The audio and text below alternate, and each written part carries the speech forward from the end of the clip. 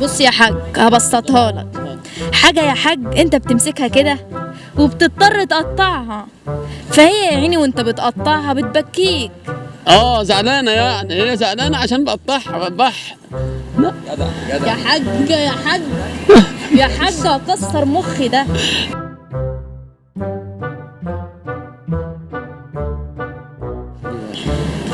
شيء إذا قمت بسبحه خلاك تبكي.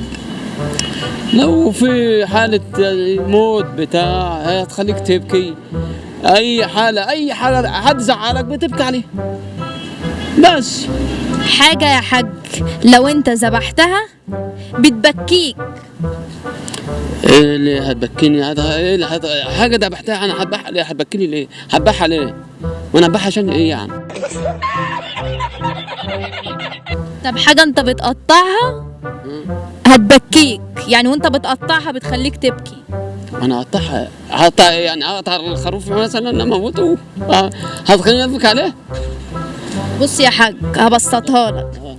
حاجة يا حاج انت بتمسكها كده وبتضطر تقطعها، فهي يا عيني وانت بتقطعها بتبكيك. زعلانه، يعني هي زعلانه عشان بقطعها بذبحها. ايه انت واخد الدنيا من ورا ولا ايه؟ واخدها من شقلب؟ لا يا حاج يا حاج يا حاج هكسر مخي ده.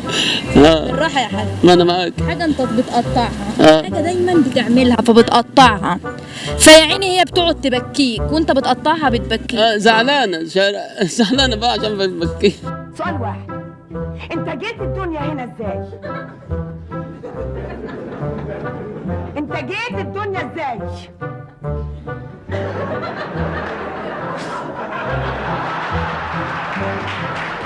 بعدين على بصل يعني خلينا نعيط منها ولا خلينا بيه بقى؟ هقول لك ايه تاني؟ بس ما هو البصل بتخليك تدمع اكتر من كده. يعني انت واحده ست يعني عارفه انه الكلام ده صح؟ البصل بتخليك تدمع وانت قاعده برضه. يا لهوي يا حاج، عرفتها ازاي يا حاج؟ عرفتها ازاي يا حاج؟ زي الناس، زي اي حاجه مالك. حد قالها لك؟ لا انت اللي قلتيها لي. فضحتني يا حاج قدام الناس. ما انا قلتها عشان نخلص يا حاج. ماشي تسلم. رب عيالك رب عيالك رب عيالك، الله لا يسيئك، اسكتي.